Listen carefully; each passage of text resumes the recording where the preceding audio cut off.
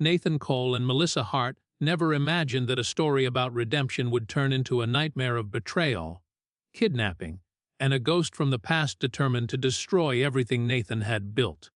Nathan Cole stepped out of Greywood State Prison, carrying only a small duffel bag and the heavy weight of 12 years, spent in a place that had stripped him of everything. The sunlight felt unfamiliar on his skin, and the quiet road outside the gates reminded him that he had no one waiting. His former friends had disappeared, his family had cut contact, and the town of Riverbend saw him as nothing more than a criminal who had finally served his time. But Nathan walked away from the prison with a determination he had never felt before. He wanted a future that looked nothing like the past he had survived. He wanted to rebuild himself from the ground up. During his years behind bars, he had spent countless nights replaying the choices that led him there. The cons he had run, the intimidation he had used, the people he had cheated. Each memory felt like a mark he could never erase. Yet something had shifted during his 8th year in prison, when a volunteer chaplain handed him a worn-out book of sermons and encouraged him to attend weekly groups. Nathan joined only to escape the noise of the cell blocks, but slowly the quiet discussions and reflections began to soften the anger that had shaped him for so long. He learned how to listen. He learned how to think beyond survival. By the time he reached his 12th year, he had earned certificates in counseling programs and had spent hundreds of hours studying religion. He left prison not as a perfect man, but as a man desperate to change. Returning to Riverbend was harder than he expected. The town had a long memory, and Nathan's name brought back stories of scams, threats, and broken trust. People watched him from a distance when he walked down the street. Store owners kept a close eye whenever he entered. Neighbors whispered as he passed their yards. Nathan understood their hesitation, but the constant suspicion carved into him slowly, making him feel like he was trapped in an invisible cell far larger than the one he had just left. Still, he refused to give up. He took small steps, spending his days helping elderly residents with chores, organizing supplies at shelters, and offering his time to anyone who needed it. Little by little, the walls around him began to loosen as people noticed his commitment. As weeks turned into months, Nathan's quiet persistence drew attention. He rarely talked about his past unless someone insisted, and when he did, he spoke with honesty and regret rather than excuses. This sincerity made many locals reconsider the man they once feared. Gradually, he found a sense of belonging that he had never felt in his earlier life. Without planning it, he became someone people turned to for advice, comfort, or simply a listening ear. The more he helped others, the more he felt a growing pull toward something deeper, something that had awakened inside him during his prison years. One evening, sitting alone in his small rented room, Nathan realized that the peace he felt came from the same teachings that had guided him behind bars. He wanted to dedicate his life to offering others the same chance at redemption he had been given. It was in that moment he decided to become a pastor. It felt impossible and ambitious, but it also felt right. He began the process quietly, attending courses, volunteering further, and preparing himself for a role he had never imagined. The community noticed the change, and slowly, they began to believe in him. But as Nathan's new life took shape, strange signs of danger emerged. Anonymous notes appeared on his doorstep, and knocks echoed outside his door long after midnight. Someone from his past had resurfaced, watching, waiting, and refusing to let him forget the world he once belonged to. Nathan's church continued to grow, but its growth came with a slow and steady shift he couldn't ignore.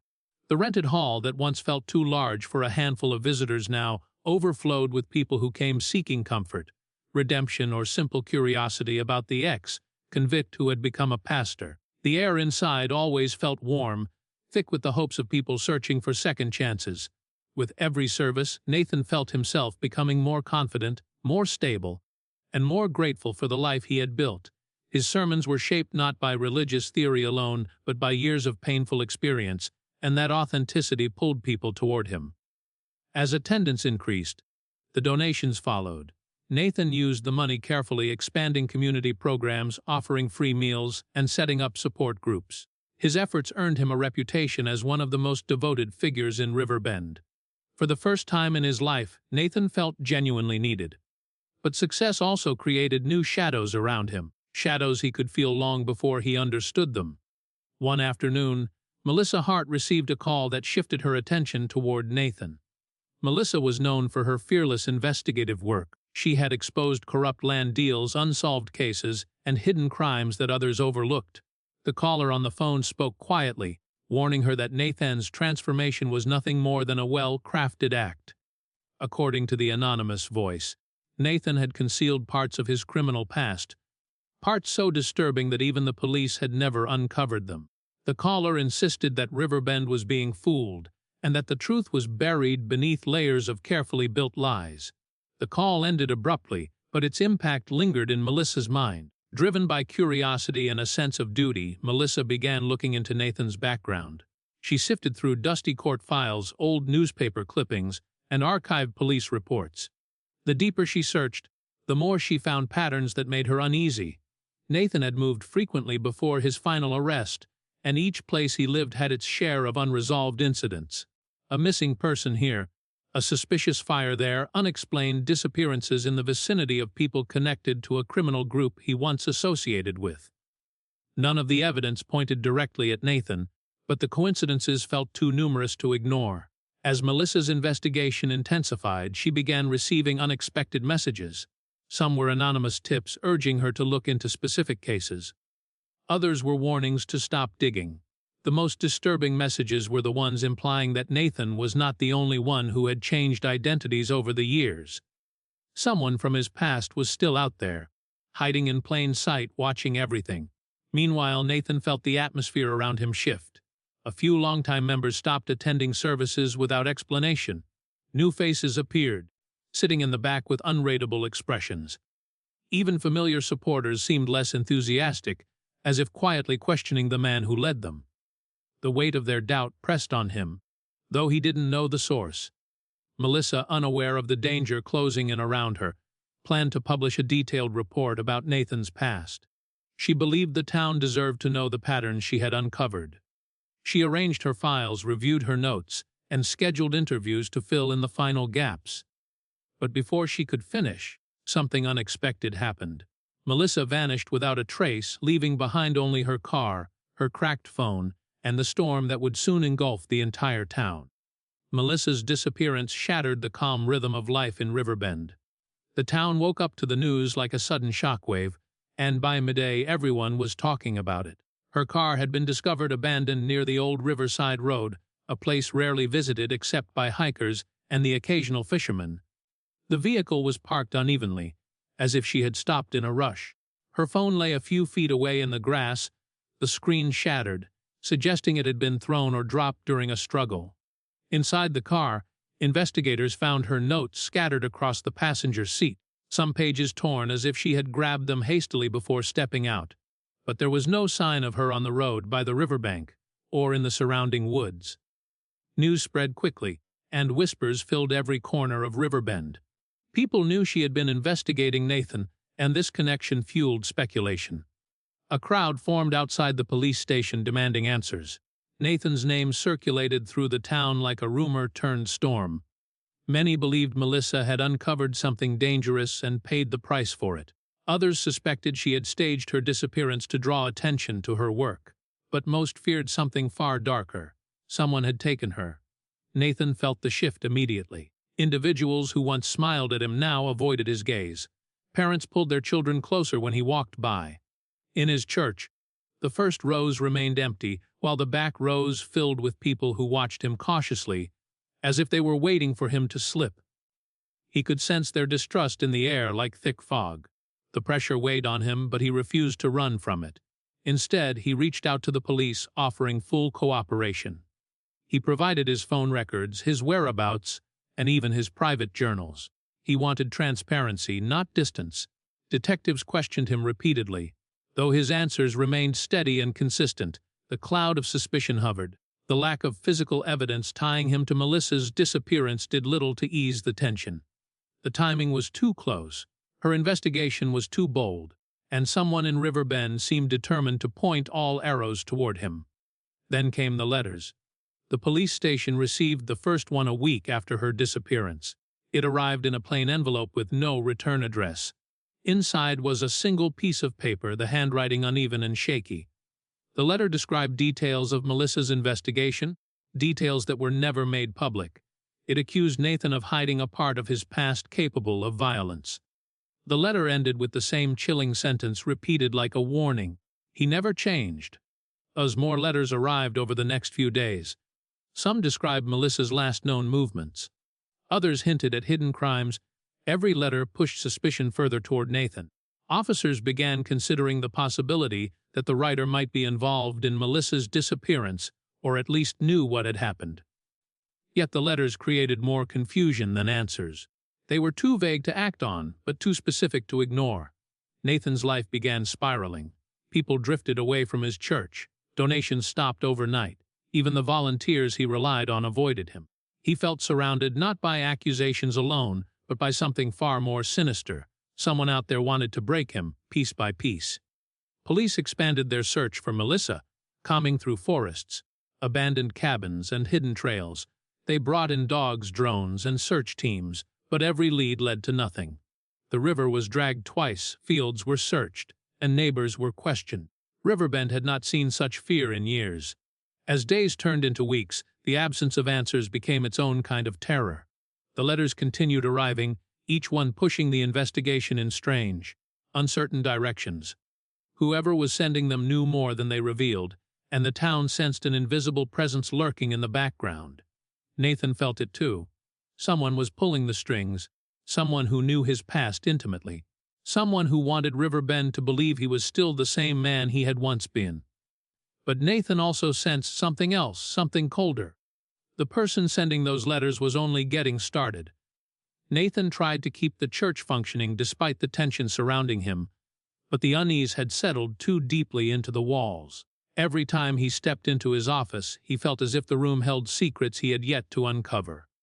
The missing chairs, the forgotten papers, the faint smell of cologne he didn't wear. Small things that felt out of place but not alarming enough to act on. Still, he couldn't shake the sense that someone had been inside the space without his knowledge. His nights grew long and restless, marked by sudden noises outside his window and the constant fear that someone was watching him. The peace he had spent years building was slowly turning into a quiet nightmare. One evening, while sorting through financial records, Nathan pulled open the bottom drawer of his desk and noticed a slight gap in the wood panel. His curiosity made him reach behind it, and his fingers hit something taped beneath the surface. He peeled it off and found an envelope covered in dust. Inside were photographs of him during his darkest years, leaner, angrier, and surrounded by people he hoped would never return to his life. The photos showed him in prison yards, outside abandoned warehouses, and even inside what looked like the basement of a building he vaguely remembered being used by a criminal group he once ran with. But what shook him most was the final image of him, standing beside Lucas Bray, a man who had sworn revenge after blaming Nathan for the police raid that sent both of them to prison. The envelope also contained a note. The handwriting matched the anonymous letters sent to police. The message was unsettling and clear. It stated that Melissa's investigation had led her to discover Lucas's new identity, and that Lucas had been living in Riverbend under a different name long before Nathan's release. The note implied that Lucas had been preparing for this moment, waiting for Nathan to rebuild something meaningful so he could tear it apart. Nathan realized he was not dealing with an anonymous hater or a random threat. He was facing a person who knew every detail of his past, someone who had been close enough to predict his behavior, someone capable of manipulating both the town and the investigation. Determined to uncover the truth, Nathan retraced his old connections. He visited neighborhoods he once avoided, where people whispered in alleyways and recognized him with a nod of caution.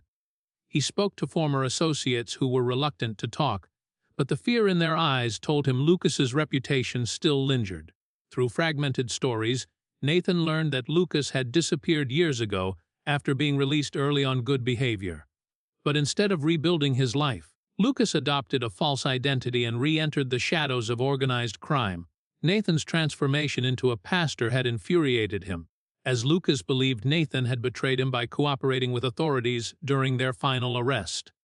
Meanwhile, investigators uncovered small clues that linked Lucas to the anonymous letters. A fingerprint smudge on one envelope, a piece of fabric caught on the corner of the police station's mailbox, and a security camera capturing a blurred figure dropping a letter late at night. It wasn't enough for an arrest, but it built a compelling picture, someone skilled enough to hide, but arrogant enough to leave traces. When officers searched the address associated with Lucas's false identity, they found the house empty. The bedroom walls were bare, the closets cleared out, and the furniture covered with dust. But tucked behind a loose floorboard was a keychain engraved with Melissa's initials. It was the first solid evidence linking her disappearance to someone other than Nathan. Nathan felt a wave of dread as the pieces fell into place. Lucas wasn't simply sabotaging his life, he was orchestrating a plan designed to destroy him from every angle. Lucas had taken Melissa not because she uncovered the truth, but because he needed a catalyst. Something to turn the town against Nathan and remind him that redemption could be shattered with a single move. For the first time since leaving prison, Nathan felt the same cold fear he once experienced in dark corridors and locked cells. He understood that Lucas was not finished. The man who blamed him for everything had returned, hidden in the shadows of Riverbend, preparing for the final strike. The search for Lucas Bray intensified with every passing day, consuming both law enforcement and Nathan himself. The town of Riverbend remained tense, as if holding its collective breath for the inevitable confrontation. Streets that were once filled with casual chatter now seemed empty, shadows lingering longer than they should, and windows shuttered at odd hours.